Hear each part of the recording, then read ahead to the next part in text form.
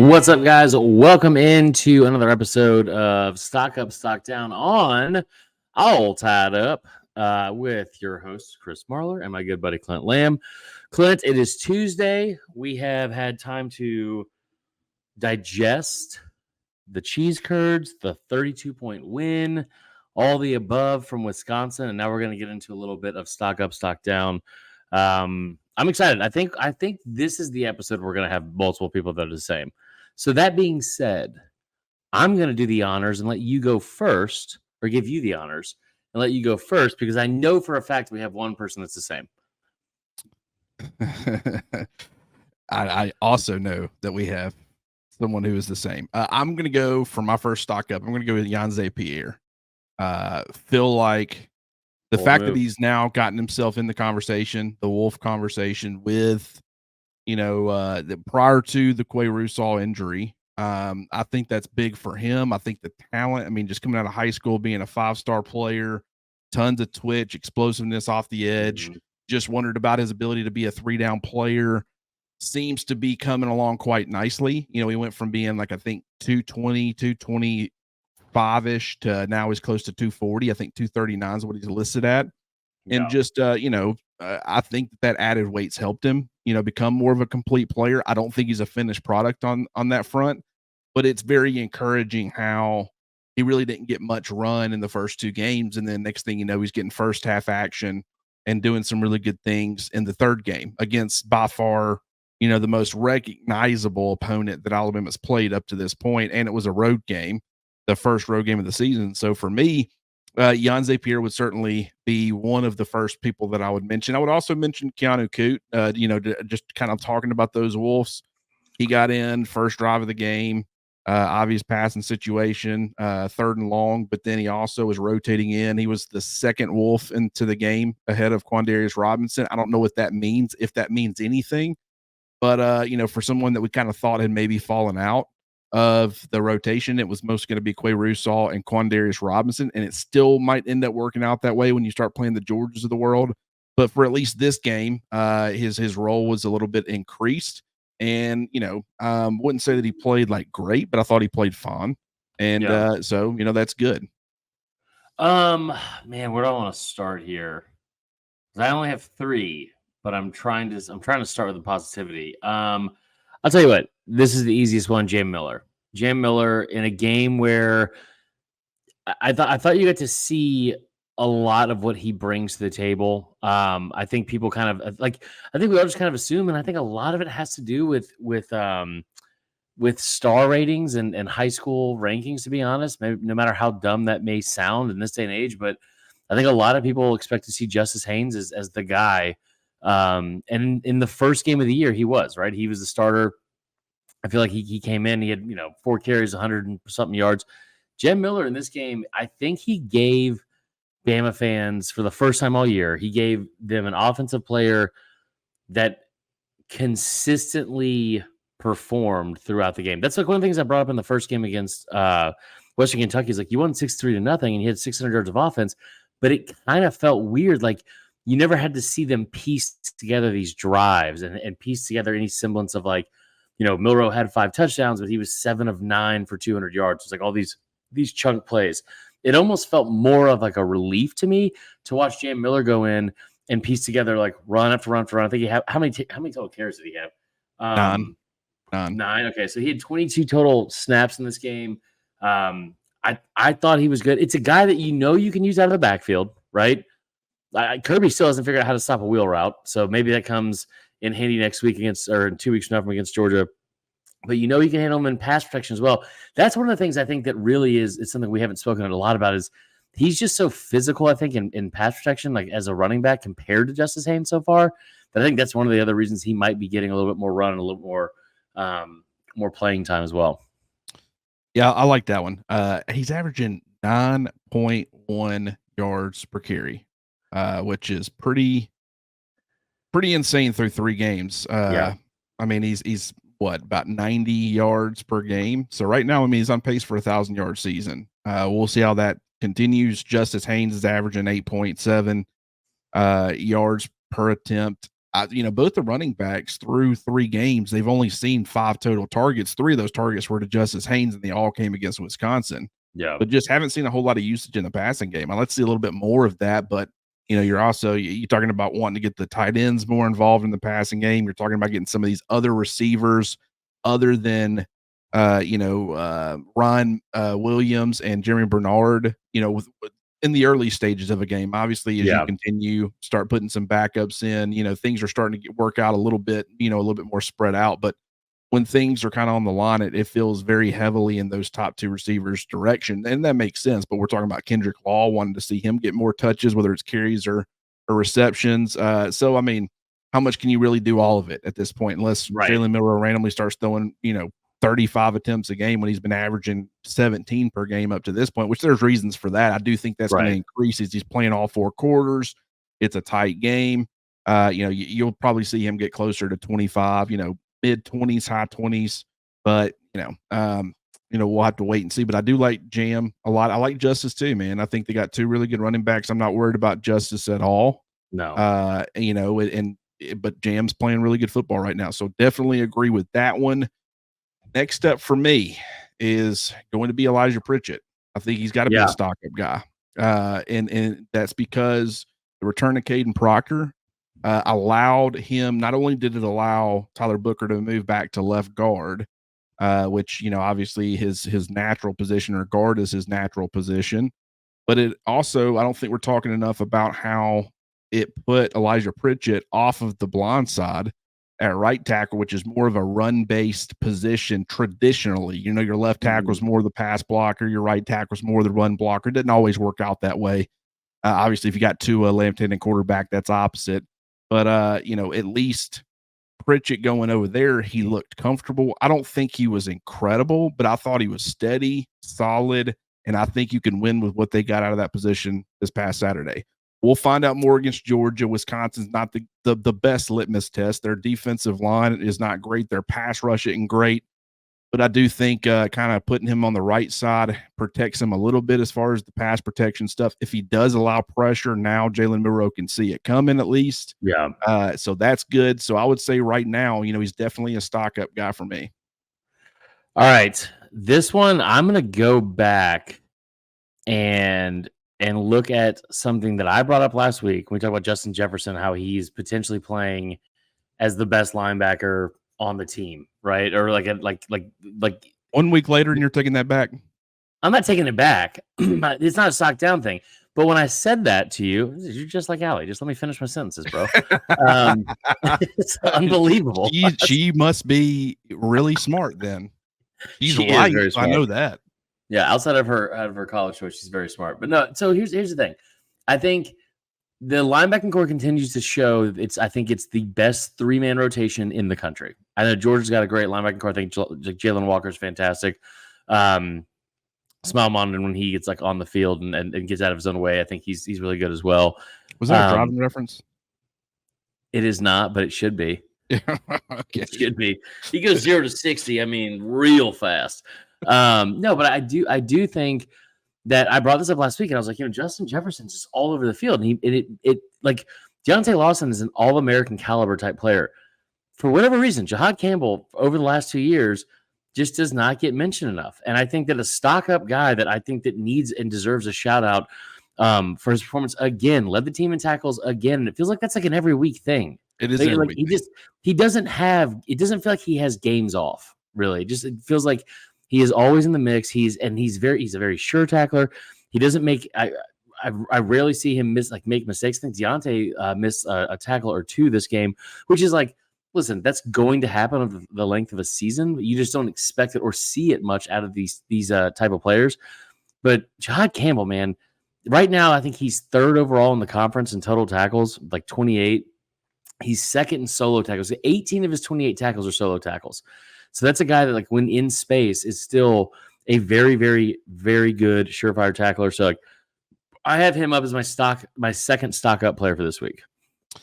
I mean, he's on pace, and I understand it's 3 games into the year, small sample size. I'm sure this will cool off a little bit, but he's on pace for 112 tackles in just the regular season. Yeah. When's the last time Alabama had, because I mean, if you start talking postseason play, I mean, he could get up there in the 120, 130 range. Right. So, when's the last time Alabama had a player reaching that level? I mean, I don't even know, like that. What might have been the most, if you touch 130, in fact, I'm like 99% sure that would have been the most of the Nick Saban era. So, I mean, the guy's just all over the field right now. The usage kind of varies. Like his on ball snaps in week 1, it was 9. In week 2, it was only 1. And then this past game against Wisconsin, it was 4. That's going to vary based off of opponent and just how they want to use them or how they need to use them. I wouldn't be shocked if you saw a little bit of that against Georgia, because they're going to give Georgia a lot of different looks and really try to confuse them as far as where they're bringing pressure from. Yeah. I think you'll see a lot more aggression by Alabama's defense than you've even seen up to this point throughout the season. So, I mean, that makes a lot of sense to me. Jive Campbell doesn't get enough recognition. I thought Deontay Lawson played the USF game last year was probably one of the best games I've seen him play, if you just take away opponent and just, stepping on a football field and dominating. This would be one of the best games I've seen him play. You're not wrong. I know that I at least saw him miss 1 tackle, but I mean, I also will say he was on his game. He had a great feel for things. He was directing traffic and, just performed really, really well. Alabama's by far got the 2 best off-ball line. Oh, it was incredible. Yeah. I mean, and just their off-ball linebacker tandem is exactly what we thought it was going to be. It's the best in the country. You mix in Justin Jefferson, who's also playing really good football. Only had 12 snaps in this game. Didn't have any tackles. But, at the same time, he's still playing really good football as that LB3. So I would fully expect that to continue. I'm going to do kind of a combination here because it's you better pick the guy that we both have before I do it. No, I've been giving you the chance to do it. I've waited like 20 minutes. I mean, I was trying to be nice. Well, you said you had 3, so I thought, I don't want to take away one of your only 3. I mean, I've been avoiding them. I mean, we gotta get to him next, man. Let's talk about him. I want to talk about him. But anyways, well, that was great. What do you call it? Not fodder, banter. Well, not banter either. I'll tie it up. It was foreshadowing. I don't know what we were previewing. I don't even know. People will be excited to know who we're talking about. I'm going to do kind of like a stock up, stock down at the same time, because one guy who's struggling has created some more opportunities for someone else who's taking full advantage. And so my stock up is James Smith. My stock down is Jaheim Oatis. And I'll focus mostly on just James Smith. I feel like he's playing really good football right now. I think that the fact that you see his role continue to increase, like the number of snaps has kind of stayed the same. He's hovering kind of in the 25 per game range, but that's a healthy amount. He is their primary 3rd and long interior defensive lineman. They kick a bandit inside and they bring him in. That tells you everything you need to know as far as their thoughts on his ability to win one-on-one matchups. So that's absolutely huge for him. He's also getting, some drive-by-drive opportunities, doing some good things both in the run game and, as a pass rusher. There's still some inconsistencies there from time to time, but just the fact that he can kind of play, the 5 technique, head up the tackle for the 4. I just think that he can do kind of everything that you need, whether it be further outside or as like a 3 technique guy on the outside shoulder of the guard. He's playing good football, but Jaheim Oatis, he's seeing his snaps decrease. I don't know if it's health related or it's the emergence of some of these other guys. Damon Payne's providing really good rotational reps, but just Oatis, considering what he was and how much I personally was hyping him going into last year, I understand the lost weight, probably went too far with it. That hurt him. The injury hurt him. But I just thought kind of this year being healthy, putting a little bit of that size back on, I thought, he would be, a guy that we needed to be talking about more. I always had Tim Smith at the top of my projected depth charts, and a lot of people gave me flack for that because they thought Oatis should be up there. But just Tim Smith, I thought, finished last year playing pretty good football. He was working with the first team or the first guy out there in all the spring practices and all the fall camp practices. So I just was like, hey, until, they're putting Oatis out there first, well, I'll put Tim Smith ahead. And Tim Smith's playing really good football. So even though it's a really good sign for the health of your interior defensive line when Oatis is getting the 5th most snaps amongst that group, that group, not including the Bandits. Damon Payne worked ahead of him. James Smith, and then your 2 starters. It's good that they have that much depth because Otis right now, he's working through some things. He's not playing his best football. And if he was a guy that you really just had to have, that probably wouldn't be a good thing. So James Smith up, Jaheim Otis down. So, yeah, and I tell you what, you brought this up. You kind of brought it up earlier. You were referencing Georgia and stuff like that. And maybe one of the things we've done, because it just makes the most sense, it's where we usually see it, is like we talk about putting stuff on tape. A lot of times we just talk about it offensively. It does kind of feel like defensively we have not put a ton on tape for what they could do against Georgia. And I'm like very, very eager and excited to see how that plays out because they have run a very vanilla-based defense, I feel like, up front especially. Like you just haven't seen a ton of crazy stuff that I think they will probably see more of when they play Georgia. Getting to my main stock up, and I can add some more. I can give you some stock downs and negatives, but I think it's the most obvious choice because it impacted the game so much more, and it's Kadyn Proctor. And Kadyn Proctor, and here's the thing, I think we all kind of knew that he was going to be very impactful in a positive way as he went into as he gets to play in that game. You know, like him being out in the first game of the year against Western Kentucky and then having to sit out against South Florida, like that obviously sucked. You saw like the shuffling they did on the offensive line against South Florida, and it was very, very bad. Like but like this felt like something was loose, and it was just like like the tiniest little fix like it makes like an engine run like flawlessly. And if like if one thing is, I love car talk, Clint. I know a lot about cars, and it's not all tied up. It's not strictly just things I've heard in Fast and Furious movies.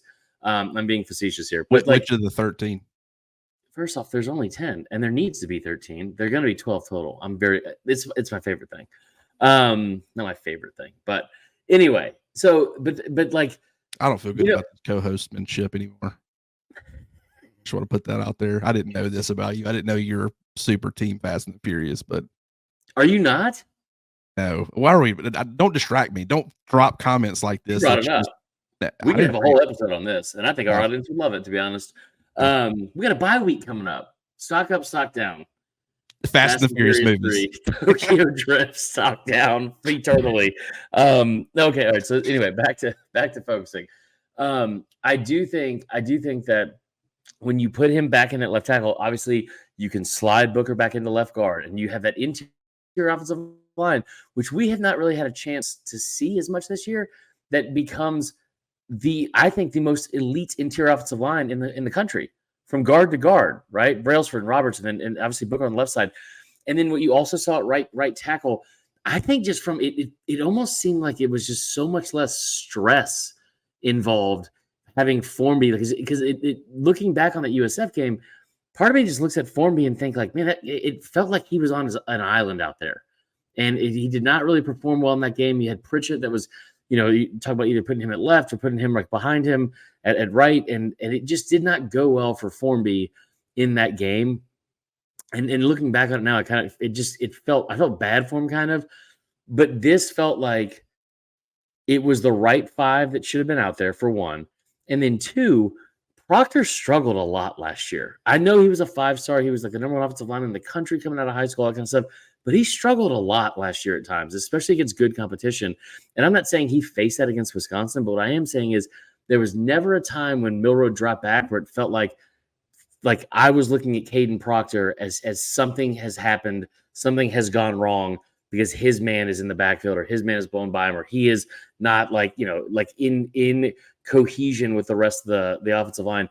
I thought he played a really good job. And the last thing I'll say on it too, Clint, is we talked about this a couple weeks ago, and something our buddy Cole Kubelik brought up is like that's a big deal, because this is a kid that did struggle at times last year as a left tackle as a true freshman, and then didn't get any reps like in practice at all in the spring. So to be able to go in there in his first game action since last Rose Bowl, or since last year in the Rose Bowl, I thought he was really, really impressive.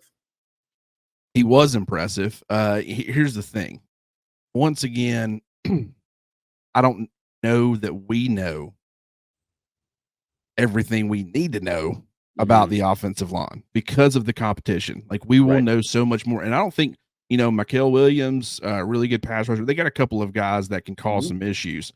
They don't have like a, James Pierce or a Will Anderson. Last year, their, pass rush wasn't anything to write home about. I do think it has a chance to be improved, and it is improved. But, I will say, like, there will be a much tougher challenge for Alabama's offensive line. So I'm very encouraged by Kadyn Proctor's play because there were times last year where they were playing Wisconsin caliber competition. And what I mean by that is just their defensive front and their pass rush. And Kadyn Proctor was still struggling. So at least on that front, there's been growth made.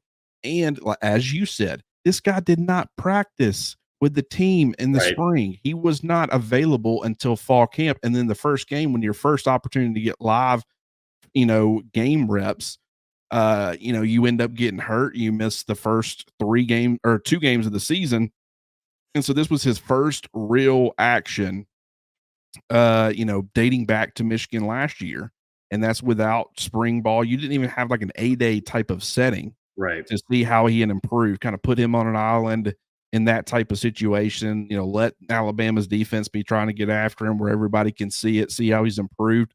So just based off of, maybe some rust that was naturally going to be there, that's encouraging because it's like, hey, if he's playing this well right now, the competition's probably, it is going to increase, but, so will his, comfort, getting back in the groove of things, whether that be from the injury or, with the fact that he hadn't played a lot of football since last year. So, that's certainly encouraging. I will refrain from saying, this offensive line is completely fixed and stuff until I see him against better competition. That's the only thing that's worrying me is I don't want to hype him too much.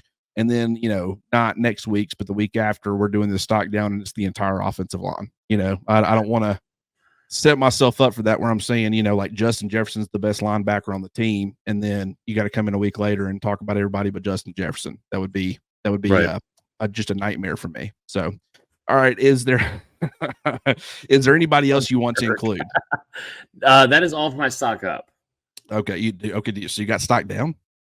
I can find something to be negative about. It's one of my strong points. You don't have to. I did want to talk about a pretty interesting stat that I came across though. I do like that. I love stats. It just is, it's crazy. I'm doing the snap count observations. I'm working on those. Those will be out at some point later this evening. I'm firing up. All tied up. With Jalen Milroe, it is wild. Now, I'm not telling anybody anything that they don't already know. As far as just, you can look at Alabama's offense on a surface level and understand Jalen Milroe's dynamic with his legs. Yeah.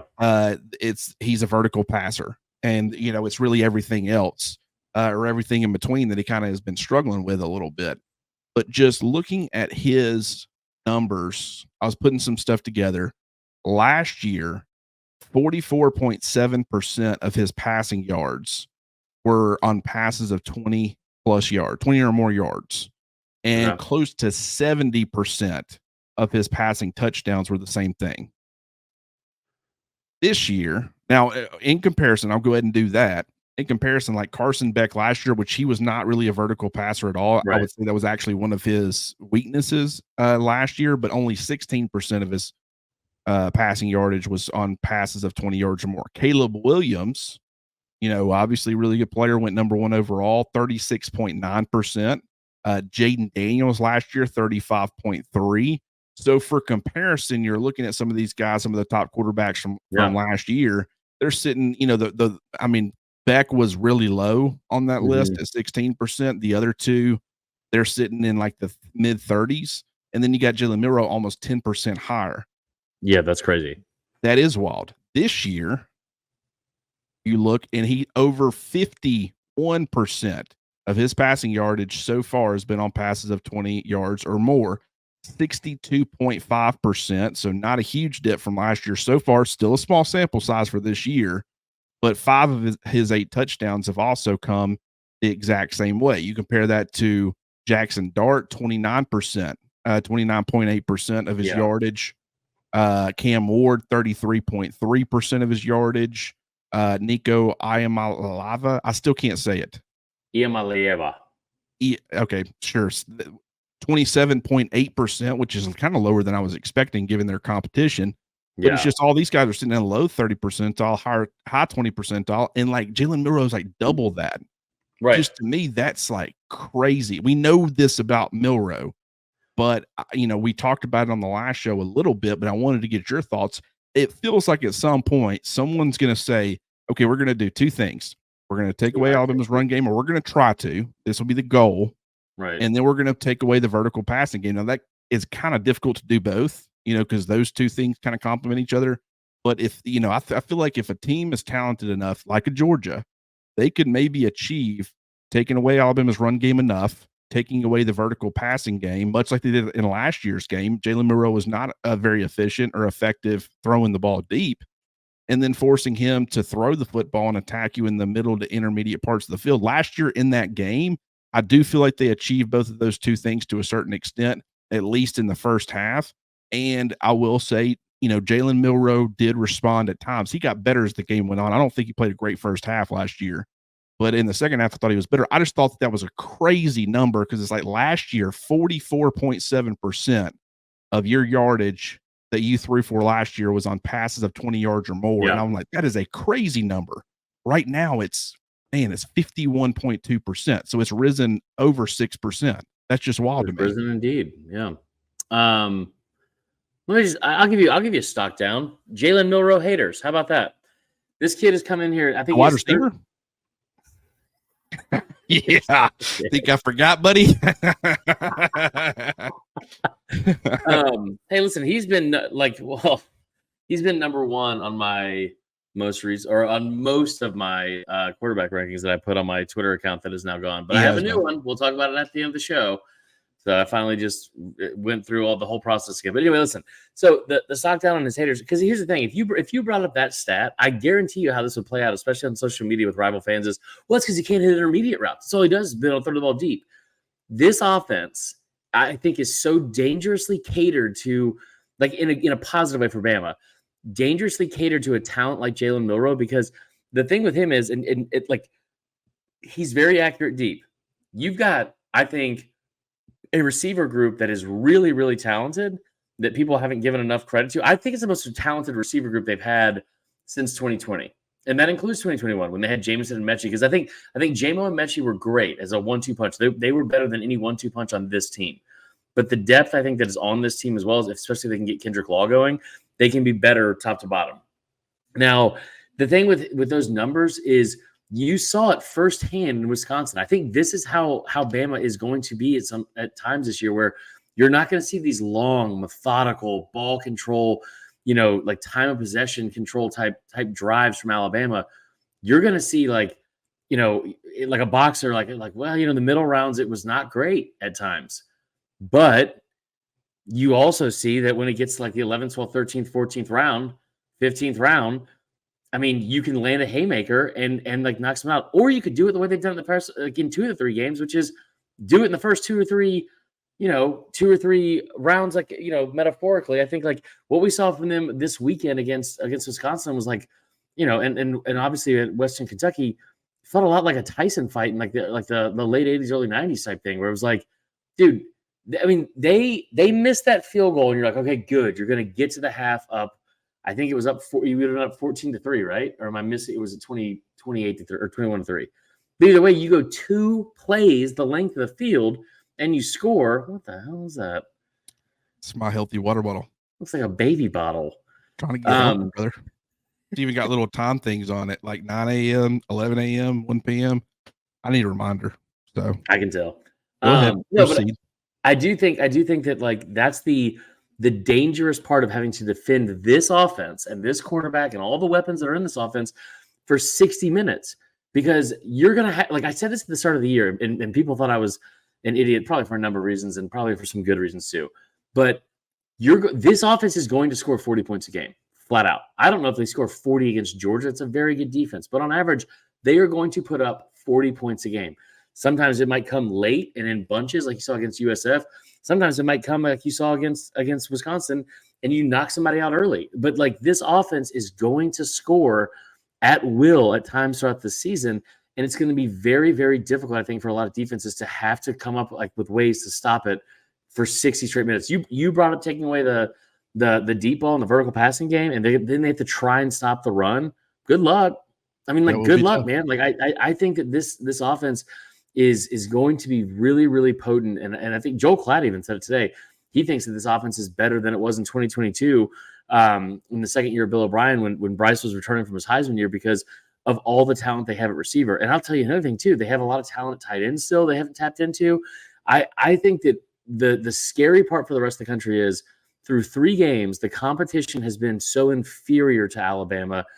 I understand how the USF game went, but the competition has been so inferior for Alabama, especially now that they're seemingly healthy up front. Like, how do you stop Jam Miller and Justice Haynes and that receiving core for 60 full minutes? You might be able to do it for 15, 30, 45. I just think a lot of teams are going to have a really hard time stopping Jalen Milroe for 60 straight minutes. A lot of teams are going to struggle with that. What I will say is how quickly they can score. Like at the end of that first half, that was remarkable. I mean, just made it look easy. The fact that they did that on like 4 straight drives late in the fourth quarter against USF is crazy. Mm-hmm. And it's like that ability will play a big part in what's to come. I almost guarantee it.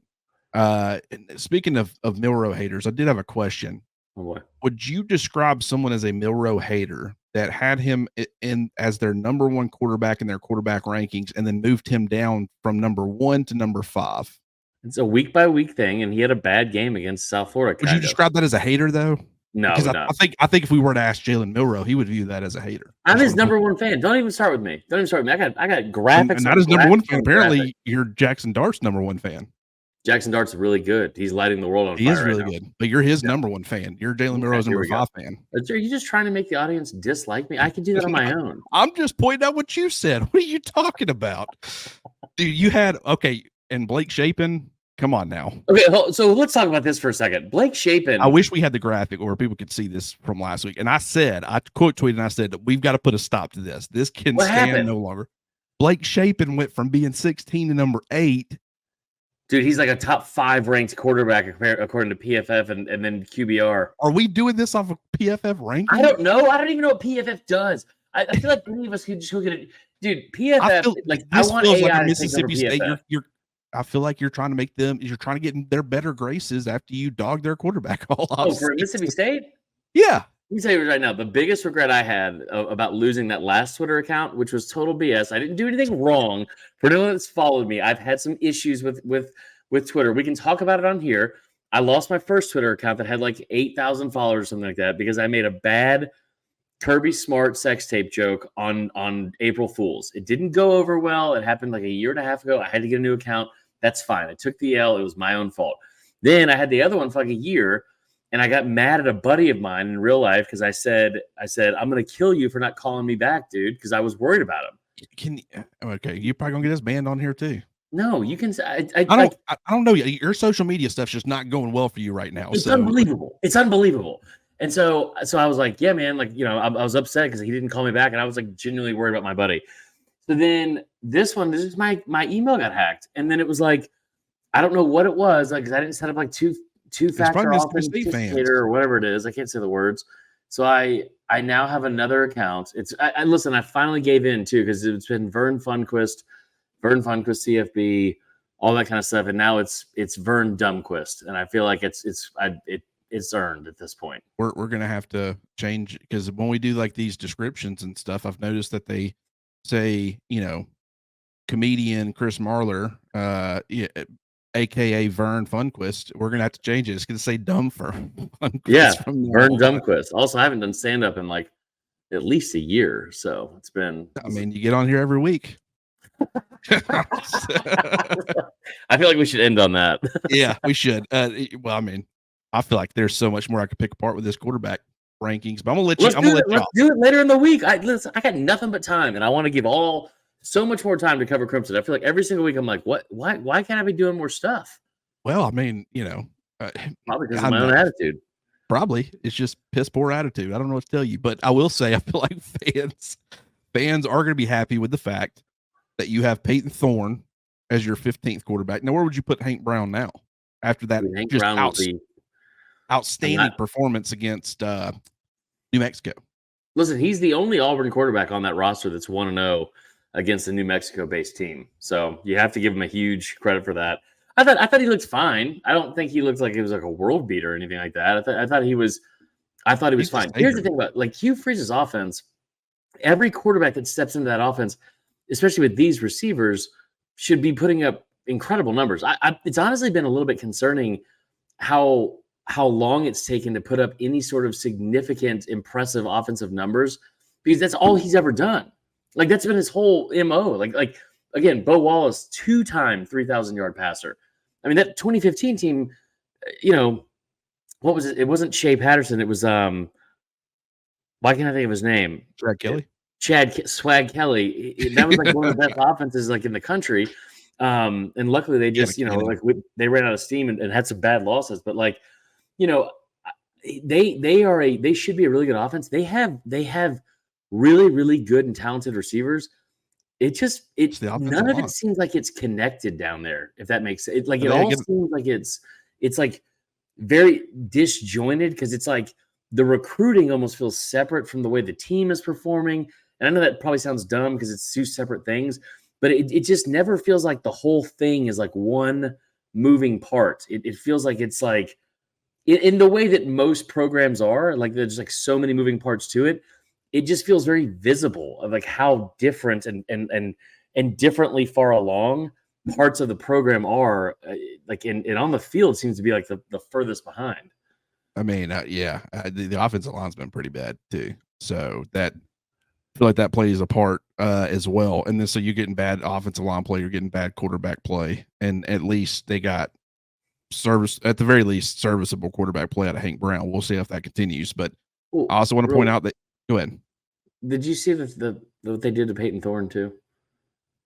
With the this is like one of the saddest things I've seen on social media in a while. Like, so they have, that's saying something too. They have like, obviously you have like people that have weekly contractual social media posts in all walks of life. But in NIL era, in college football, you also have them. So there's like a weekly post he has to make like every Tuesday that says like, support me. And then it's like, hey, Auburn family, you can send money directly to me through our Auburn NIL fund and blah, blah, blah, which is like, that's a pretty cool thing if you want, if you're doing it week to week. It's not cool if you're benched and then you still have to contractually post that and they don't change any of the copy. It just says in all capital letters in orange and blue background, support me, like Peyton Thorne. So it's like, oh my God, the optics. I felt so bad for that kid, man. That was a tough look. A lot of Venmo requests. A lot of Venmo requests. That is just, I mean, I feel bad for him too. I mean, he goes in the next round every week and he does a great job as far as that's concerned. I thought he did a good job of making light of it. He you did move Jalen Milroe down 4 spots, but Peyton Thorne dropped 5. So I guess that's a dub for Alabama. And then you had whoever for Florida. You didn't even put they're going to go down this week too. It's almost impossible. Are you going to leave it as whoever? Dude, I don't think Billy Napier. I saw a stat today, Clint, that said that Billy Napier has more home losses as the head coach at Florida than Urban Meyer did in 6 years at Florida. And like Billy Napier has coached 28 games and like 16 total home games. He has more losses at home in those 16 games, which is 6 total, than Urban Meyer did in his 6 years and Steve Spurrier had in 12 years. They both had 5 apiece. It's rough. Yeah. Who would you have? What do you mean? Where would your quarterback rankings be? I'm not going to reveal that. I'm getting quote tweeted by my co-host. I'll tell you what, unbelievable. What I wouldn't do is have Jalen Milroe sitting at number 1 this entire time and then drop him to number 5 out of nowhere for no reason. When Ewers can't even stay healthy. That's too soon. I probably shouldn't have said that. Where's Arch Manning going to be this week? That's the real question. Number 1 forever, dude. Okay, let's get out of here. That guy.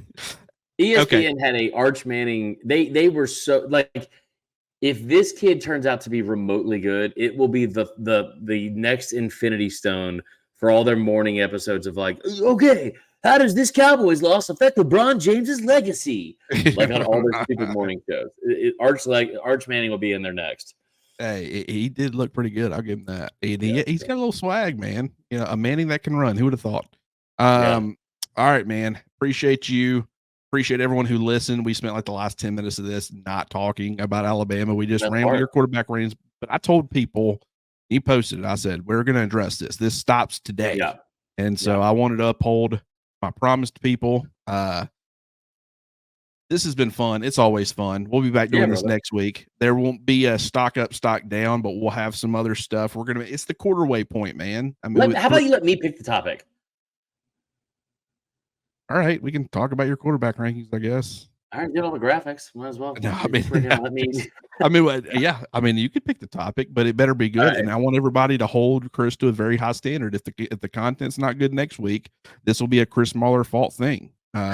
So you've got a week to prepare. Hopefully you're ready, and hopefully it turns out well for both of us. All right, if you haven't already, like this video, subscribe to the Cover Crimson YouTube channel, and then head over to covercrimson.com. Sign up over there. It's only $1 for the first month, or if you choose to go with the annual option, you'll get this wicked awesome Cover Crimson t-shirt. I love it. It's easily my favorite shirt, and I'm not just saying that. It's by far my favorite shirt. And, you know, we got a lot of great conversations going on over there. Posted the snap count observations for the defense yesterday, doing the offense. That'll be posted sometime this evening. A lot of interesting stuff in there that I came across, kind of like that vertical passing stuff for Jalen Milroe. It's just, I always find that stuff fascinating.